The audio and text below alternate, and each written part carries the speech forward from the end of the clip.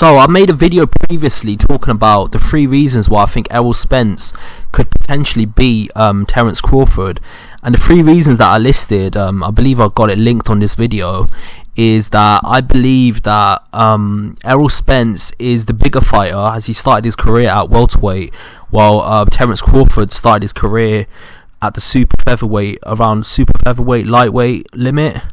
I think he's the younger fighter, which is obviously undeniable. He is younger than Crawford, and on top of that, I think he's got the PBC politics on his side, because it is a PBC show, and Errol Spence is one of the flagship fighters of the PBC.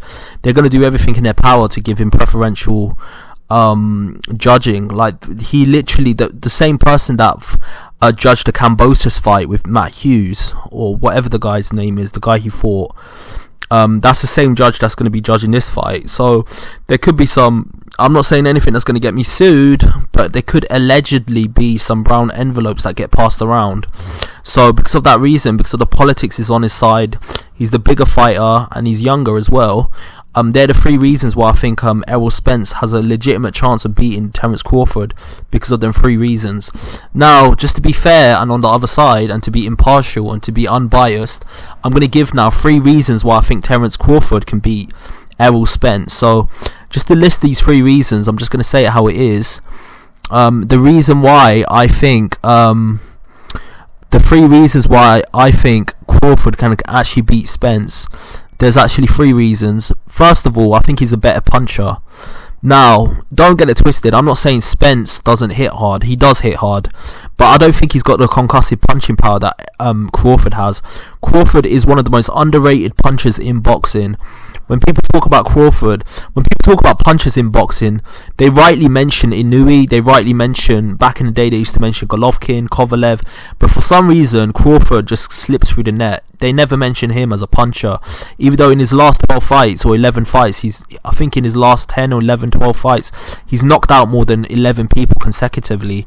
So for that reason, I think he's the better puncher than Spence, and Spence has shown some vulnerability. He got wobbled in several fights, he gets hit in between punches, and he has been wobbled a few times. So I'm not saying he's got a weak chin, he doesn't have a weak chin, but with Crawford's power, I think he could potentially hit and hurt Spence. And Spence has shown some vulnerability. He has been wobbled a few times. There's actually a video on YouTube where you can see the amount of times that he's been wobbled and hurt in fights, and it's like a 4-minute video. And don't get it twisted, I'm not saying Crawford has never been hurt in a fight. He has been hurt in a fight himself, famously by Gamboa. He got dropped or hurt by Gamboa. So, like, obviously Spencer's got the ability to hurt Crawford, but I think Crawford is more of a noted puncher than Spence. Spence is a guy that likes to break you down, grind you down, pressure you until you quit and capitulate under the pressure that he puts you under. But I feel like Crawford is more of a guy that actually hurts you and knocks you out with punches. We saw him do it against Benavidez. We saw him do it against Kell Brook. We saw him doing it against Khan. We saw him do it against several fighters, because in his last 12 fights, I think he's knocked out 11 opponents. So from that perspective, he's a much better puncher than Spence, and so Spence is quite vulnerable. So that's the main reason, one reason why I think Crawford can actually beat Spence. He's a better puncher. The second reason why I think he can actually beat Spence is I think he's got a better ring IQ. So what I mean by that is he makes adjustments on the fly, and he's very good at this, and he's almost like a supercomputer when it comes to making this. He's almost on the level of a Mayweather when it comes to this. When he sees one strategy is not working with a certain opponent, I think he done this in the Khan fight. He switches southpaw all of a sudden, and all of a sudden he adjusts, and because he makes an adjustment, his opponents just cannot. A lot of times, like, if they've got lower ring IQ, they probably just don't understand why a round ago I was landing my jab on this guy, and then a round later I just can't seem to land it.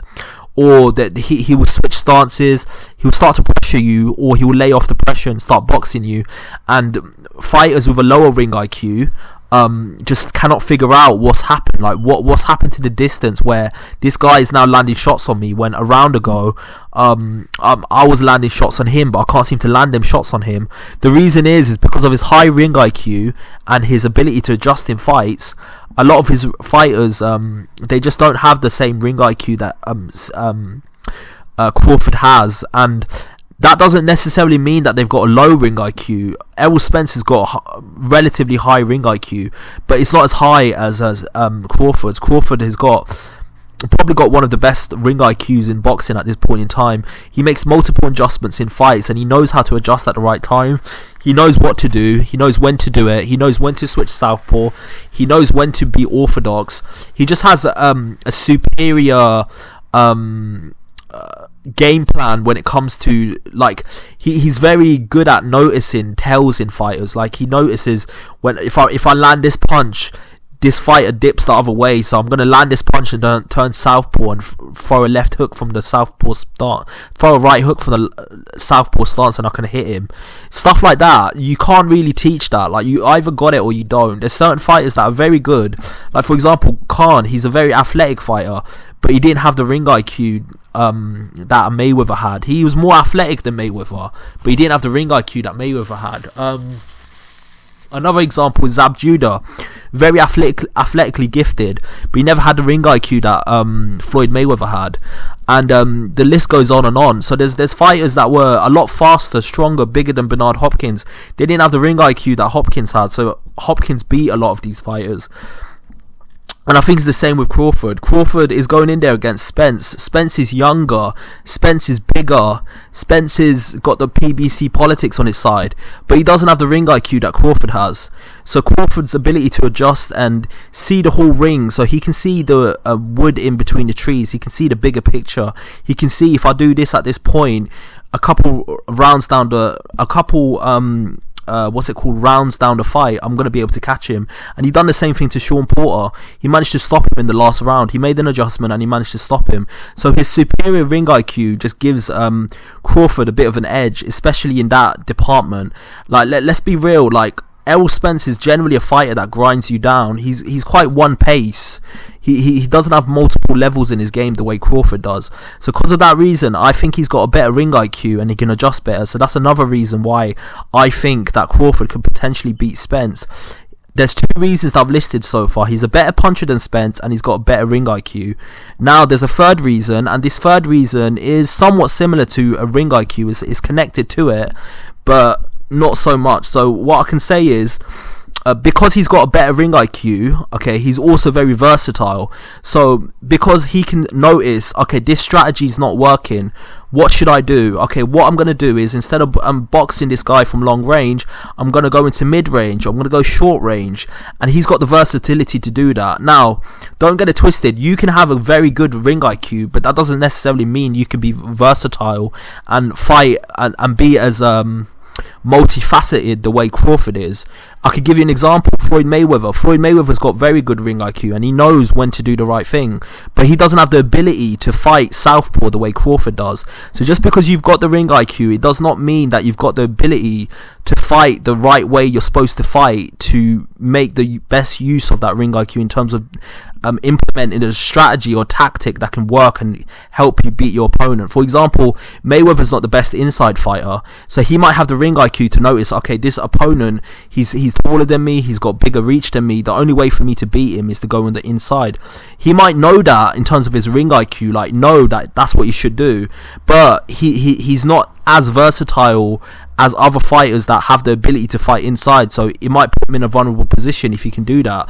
But with Crawford is quite unique in the sense that he's got the ring IQ, but he's also got the versatility to implement it. So this is a guy that can fight inside. This is a guy that can box. This is a guy that can, not only does he have the ring intellect to understand that he's got to implement a certain strategy, he's also got the ability and fighting ability to actually implement that strategy with a different fight style. So this is a guy that can fight inside. This is a guy that can knock you out. This is a guy that can box you. This is a guy that can outbox you. This is a guy that can fight mid-range. This is a guy that can counterpunch you. This is a guy that can catch you in between punches. So I think that's the three reasons why I think that Crawford could potentially beat Spence. He's a better puncher than Spence. He's got better ring ring IQ and he's more versatile. They're the 3 reasons why I think Crawford could potentially beat Spence. Now tell me what you think. There's probably more reasons than this that I've not mentioned. Maybe he's got a longer reach, maybe he's slightly taller. There's probably more reasons than this, but they're the 3 main reasons why I think Crawford beats Spence when they fight. Tell me what you think. Do you think what I'm saying is true, or do you think what I'm saying is nonsense? Tell me what you think, and like and subscribe to the channel. I've got a lot more content coming your way. Peace.